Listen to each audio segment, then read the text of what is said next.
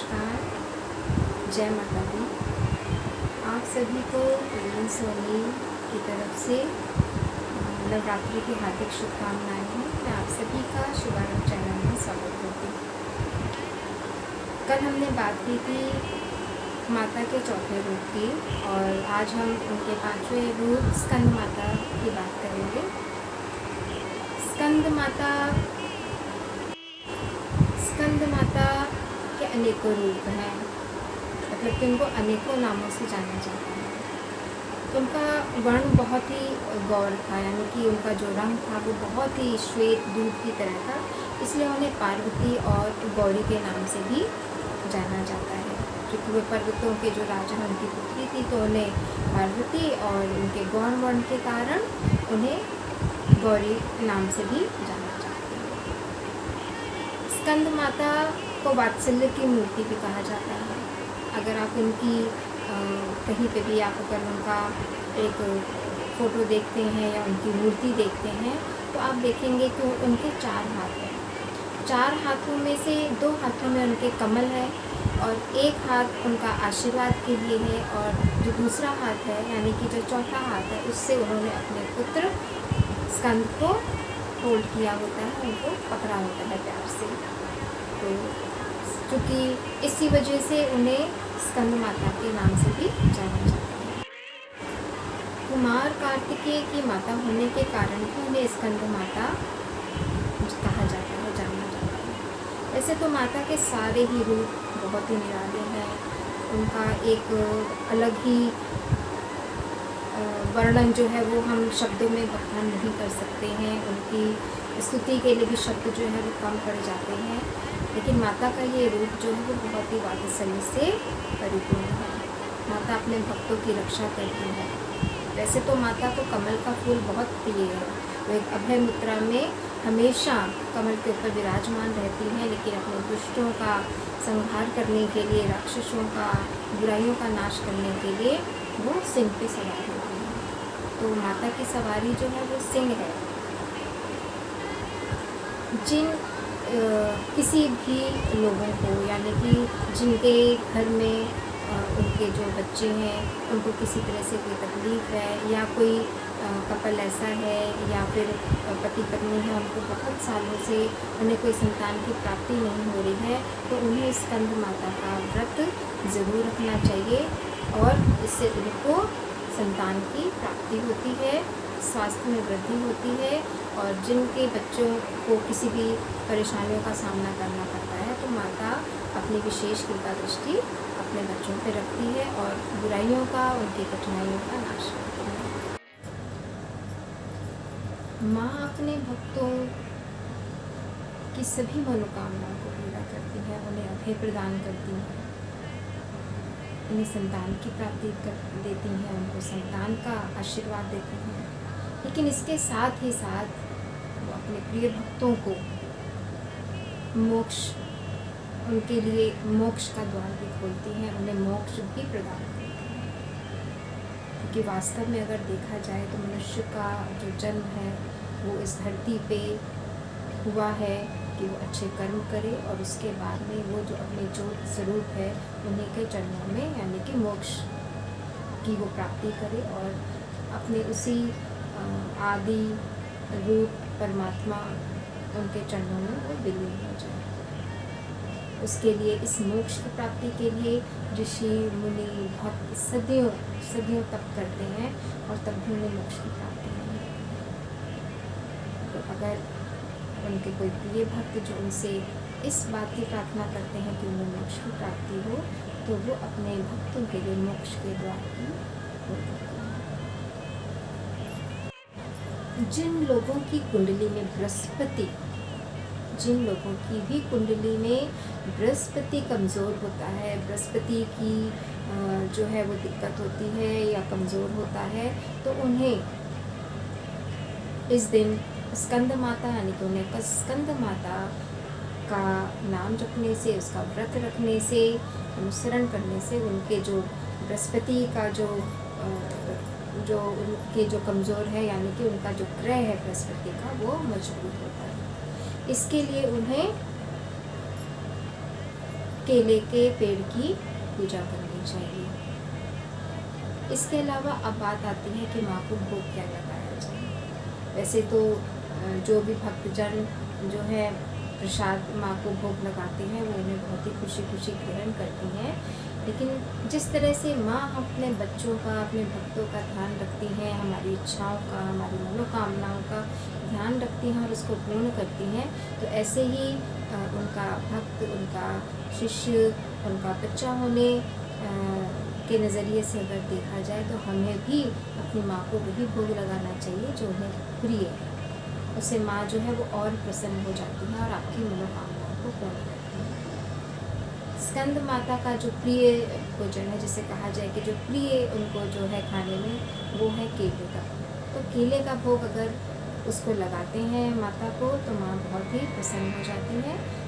तो सभी भक्तजनों को, उनको माँ स्कंद माता को केले का भोग लगाना चाहिए। उसके बाद उसका वितरण ज़रूरतमंद में और या घर के लोगों के अंदर उसको बांट देना चाहिए। इसके साथ साथ में हमें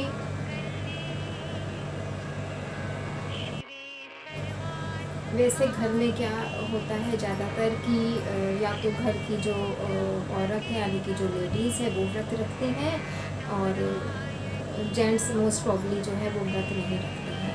लेकिन जिन्हें भी संतान सुख की प्राप्ति चाहिए तो मेरा मानना है और ऐसा जाना जाता है कि अगर पति पत्नी दोनों मिल के स्कंद माता का व्रत रखते हैं, नियमों का पालन करते हैं, सभी तरह से सात्विक भोजन करते हैं जो व्रत के अनुसार करना चाहिए और श्लोक का जाप करते हैं, तो माँ उनके ऊपर प्रसन्न होती है।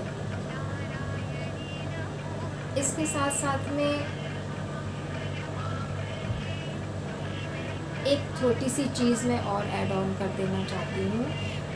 अभी नवरात्रि क्योंकि मेरी कुछ वीडियोस में भी अपलोड नहीं हुई हैं, तो नवरात्रि के आरंभ में मैंने एक छोटा सा उपाय बोला था घर में सुख समृद्धि के लिए। तो वो एक सुख समृद्धि का उपाय जो मैं आपको बताने लगी हूँ, उसको सभी लोग कर सकते हैं, जिससे आपके घर में खुशहाली रहती है, सुख समृद्धि रहती है, आपस में प्रेम भाव बना रहता है और बरकत रहती है। तो आपने क्या करना है कि 7 इलायची, आपने 7 इलायची साथ में मिश्री, ये आपने माँ के चरणों के पास आपने रख देना है। किसी भी एक अच्छी से साफ सी कटोरी में, बाउल में आपने ये प्रसाद के रूप में रखना है।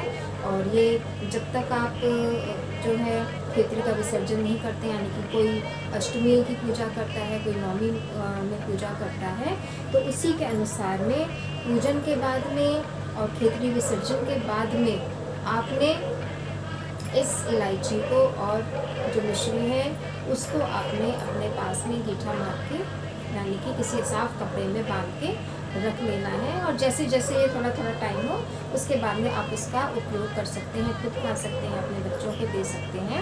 आपने ये चीज़ करनी है। इसके अलावा जब हम खेतरी का विसर्जन करते हैं, वैसे तो सभी माता को लाल रंग पसंद है, लेकिन गौरी माँ को, पार्वती माँ को, स्कंद माता को सफ़ेद रंग जो है वो बहुत ही प्रिय है।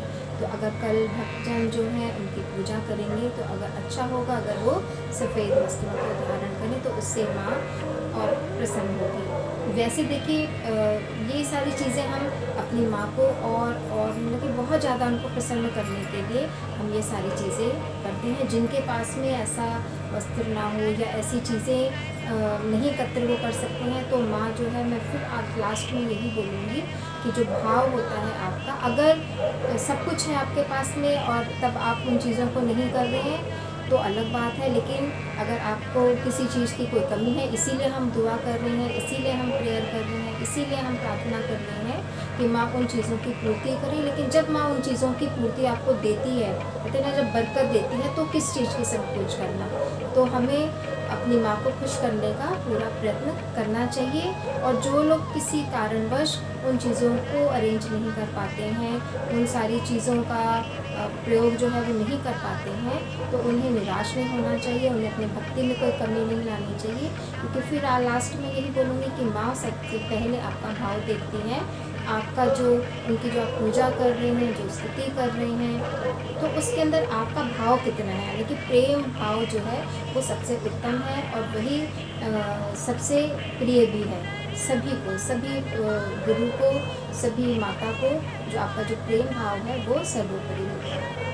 तो आज के ये अब हम सभी मिलकर माता के इस पंचम रूप का, स्कंद माता रूप का स्वागत करते हैं, उनका आदर करते हैं, उनका नाम सिमरन करते हैं, मंत्रों के जाप से हम उनको प्रसन्न करते हैं। मंत्र का जाप है ओम देवी स्कंद माता नमः। इस मंत्र का जाप कम से कम, अगर आप 11 बार 108 बार नहीं करते हैं तो कम से कम दिन में एक बार 108 बार इस मंत्र का जाप कीजिए और माँ का आशीर्वाद प्राप्त कीजिए। देवी रानी सभी की मनोकामना को पूरा करेंगी, सभी की जो सुनी बोध है उसको भरा करेंगी। आपको संतान की, अच्छी संतान की प्राप्ति होगी। यही मेरी उनसे सभी के लिए ये दुआ है। मैं यही प्रार्थना करती हूँ कि माता रानी सभी पे अपनी कृपा दृष्टि बनाए। आज के लिए इतना ही, और अब मैं प्रवीण सोनी आप सभी से इजाज़त लेती हूँ। और जो मेरे मित्र या जो मेरे न्यू व्यूवर्स हैं जिन्होंने अभी तक इस चैनल को लाइक, शेयर या सब्सक्राइब नहीं किया है तो प्लीज़ इस चैनल को सब्सक्राइब ज़रूर कीजिए।